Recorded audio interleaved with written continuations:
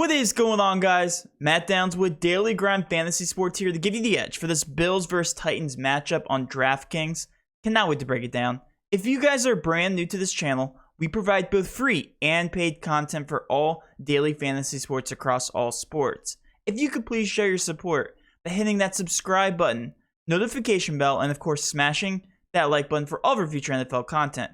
If you would like to know more about becoming a better DFS player and taking down that big GBP, head over to www.dgfantasy.com. On dgfantasy.com, we give you cheat sheets for every major sport along with ownership projections, actual projections, and strategy for every single slate. We also cover optimal cash plays as well as preferred GBP plays and stacks for specific contest sizes. We do the dirty work for you. We are also currently partnered with Fantasy Cruncher, the best optimizer in the industry. When signing up for our $30 package, you also get a $20 credit to use towards any Fantasy Cruncher product. We provide the best value in the industry. Now let's go ahead and dive right into this matchup here between the Titans and the Bills. This should be a pretty good matchup, pretty high scoring, and it just sets up the stage here for no defenses. Yet again, 53.5 over under. I always talk about the defenses on every single showdown and whether they should be optimal or not.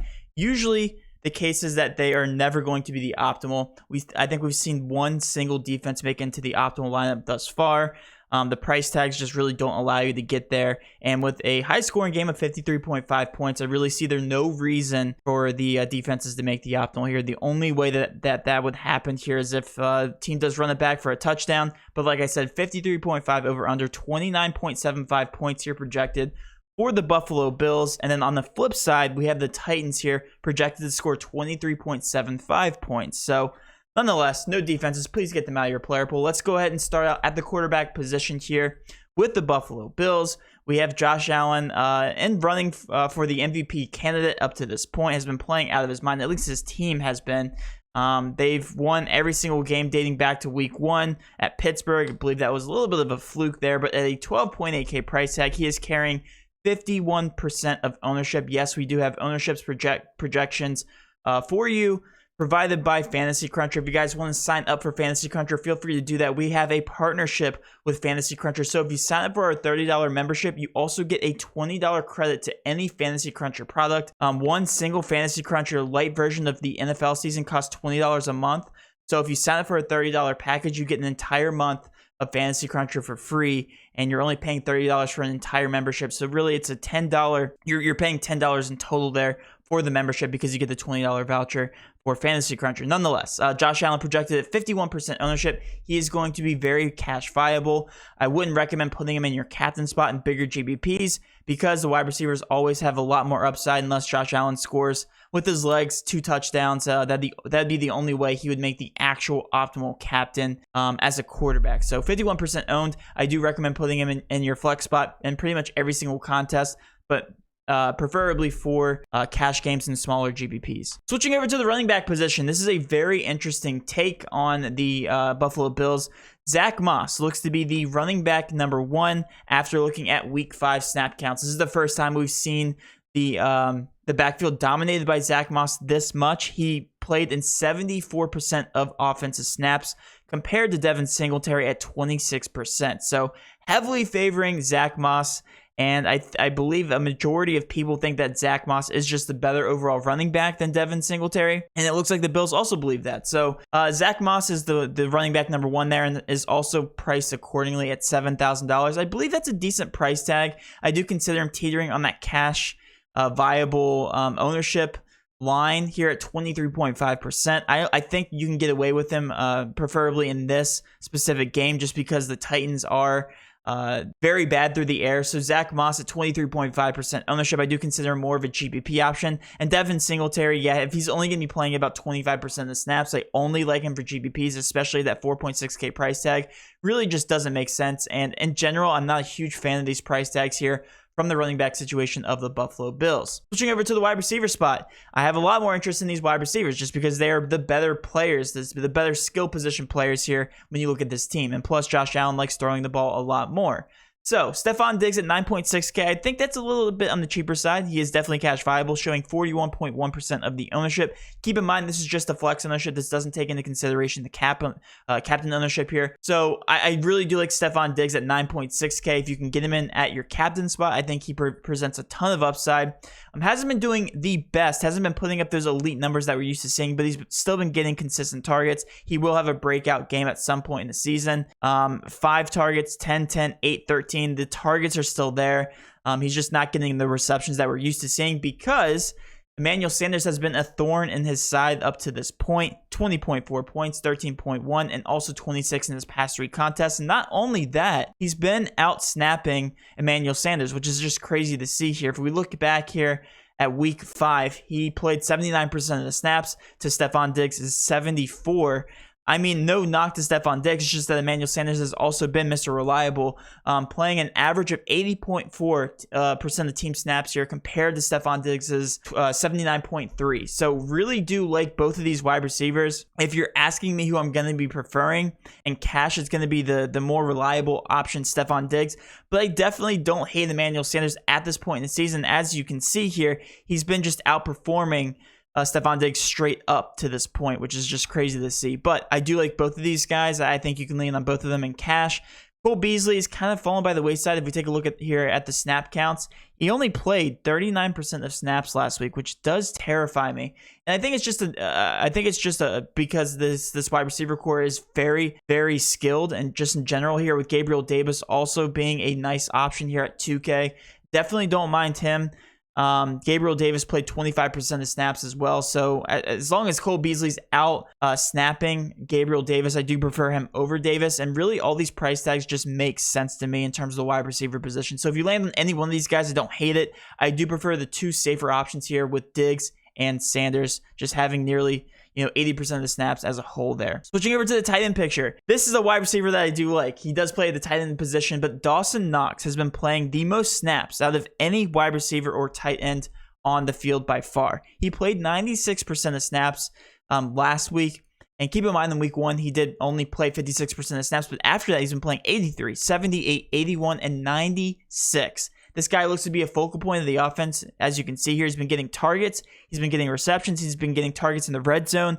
4, 8, 5, 3 targets dating back all the way back here to Pittsburgh in week 1. He scored 23.7, 20.7, and 14.6 points here to start the season. He's just been on fire, and really he has an average projection of 10 points is what we have here.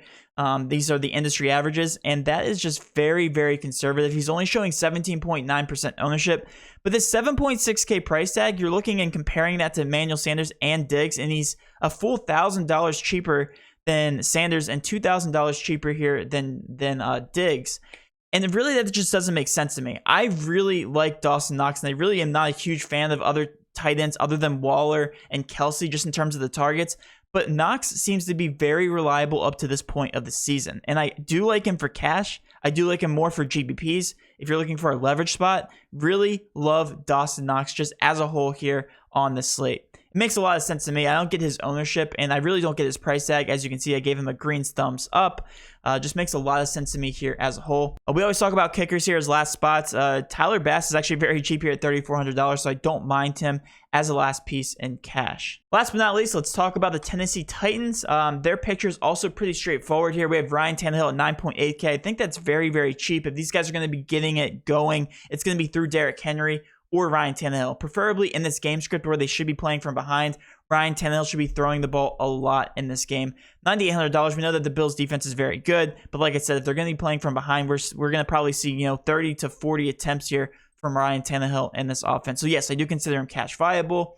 If you're going to be taking one offensive player from the side, you're going to probably have to pick between the couple guys. It's going to be Ryan Tannehill and Derrick Henry. If you can get them both into your lineup, then yes, I do recommend that. But right now he's showing 36.2% ownership. So he's teetering on that line of whether he's going to be cash viable or GPP. It's going to be tough to slot him into your lineup there for cash. I do consider him cash viable, but I do like Derrick Henry more for obvious reasons. Yes, the game script isn't completely in his favor, but these running backs are banged up. I'm talking more about his backups here. McNichols is questionable. Technically, he did not practice on Saturday, so that's not good. And we're talking about a guy that's primarily used in the passing game. He only has a couple backups here. Sargent and Blasingame, I think that's how you pronounce his name. Blasingame, no idea how to pronounce that name. Regardless, they are only $200. So if McNichols does sit, I do like Sargent and Blasingame. I love those two as his backups if McNichols does sit. But regardless, if McNichols does play, his $3,000 price tag is actually very, very appealing because, again, we're talking about a game script where these guys should be playing from home, or playing from behind at home, sorry. Only 3K, so he only has to get to 60K points to hit value there. He's hit that in pretty much every single game up to this point. In the games that he did miss that mark, he still scored 5.5 points and 5.9. So I like McNichols' floor here, specifically in this game script. So I like him if he plays. I like Sargent even more if McNichols does sit. And I think these guys provide tremendous salary savers in terms of the value there. But we didn't even talk about Derrick Henry yet. Yes, he is very cash viable. He's the second highest owned guy here on the slate, or third highest, next to Stephon Diggs.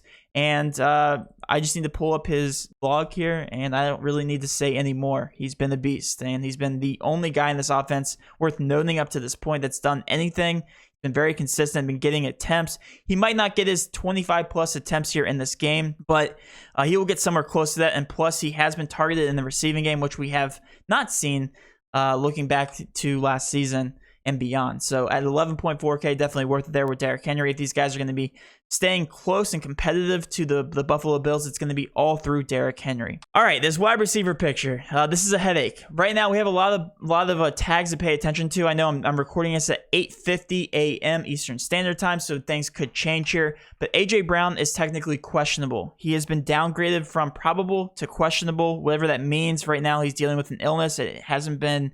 I don't think it's COVID related. They would have given him that COVID-19 tag if that was the case, and they would have already ruled him out. But right now, he is questionable with an illness. If he is ruled out, then yes, there's plenty of value to go around. Julio Jones is active and ready to go at 6.6K. So if like A.J. Brown is ruled out, then yes, I'd be leaning heavily on Julio. But we're just going to be talking about a lot of what ifs with this picture. Just know that if A.J. Brown or Chester Rogers, who is also questionable, if they are ruled out, then yes, there's a ton of value to go around. And they are priced based on their place in the depth chart. So it goes A.J. Brown, Julio Jones, Chester Rogers, Marcus Johnson, Nick Westbrook. Like all these guys are still fantastic value if they do get a bump here in the depth chart. I will pin the post in the YouTube comment section if these guys are ruled out and who I do prefer. But it's pretty straightforward. If A.J. Brown's ruled out, then yes, bump to Marcus Johnson, Nick Westbrook, Chester Rogers, and Julio Jones. You should make sure you should get those value guys into your lineup. If both A.J. Brown and Chester Rogers are ruled out, just bump the next guy up on the depth chart. They are tremendous value. I do prefer Julio Jones. I prefer Nick Westbrook, Marcus Johnson in that order. Okay, so just love the value. These guys are all cheap, relatively cheap compared to the amount of points that they should score. So scoring 24 points. 6.6 is very cheap for Julio. Chester Rogers at 4.4K. You guys don't need me to tell you guys that out loud for you guys to recognize that they are very good value plays here in this receiving core. Last but not least, here we have the tight end picture. Dating back, I took a look here all the way back to week 1 when both of these tight ends were on the field and healthy and playing. Ferkster played 48% of snaps. Swam played 39%. If you compare that to the price tag, Swam actually provides very good value as well. He's only $200. He only has to hit 0.4 points to match his price tag. He is cheaper, a lot cheaper than Ferkster at 4K, which by the way, 4K is pretty expensive for Ferkster, who hasn't cleared that price point at any point this season yet. He has to get to 8 DK points, and he hasn't done that at all yet. So don't like Ferkster. I do prefer Swam, who has covered his price tag in half of the games that he's played so far. At a $200 price tag, he really doesn't hurt you, even if he doesn't go out there and score or get a reception. So at $200, I do consider him a decent last piece here, even for cash. If you want to pay up for all the captains and you have to find that last value piece, definitely don't mind Swam at $200. Then yes, we don't mind the kicker. The kicker is back here. Ficken is expected to play in this game. Only $3,200. I do prefer the kicker on the other side of the ball here with Tyler Bass. But that will end my breakdown for DraftKings. Let's now switch to my favorite prize pick here on this slate. What is going on with Dawson Knox? 10 points. Why are they disrespecting him? Do they know something that we don't? I think this is just a really low fantasy score in general. He's cleared that price point his past 3 games, and he played the most last game. So All signs point to Dawson Knox playing the most again in this game script. Even if he only plays 80% of the snaps, he has cleared this price point every single time. If you guys haven't signed up for PrizePicks, first of all, go ahead and enter code using DGF for a 100% match up to $100. Helps us out, helps you guys out. You guys get a free promo, and we give a free pick on every single YouTube video. And that will wrap up my breakdown, guys. Hopefully you did enjoy this video. If you did, please do it with that subscription button, notification bell, and of course, smash that like button for all of our future NFL content. With all that being said, have a great rest of your week, and let's cash.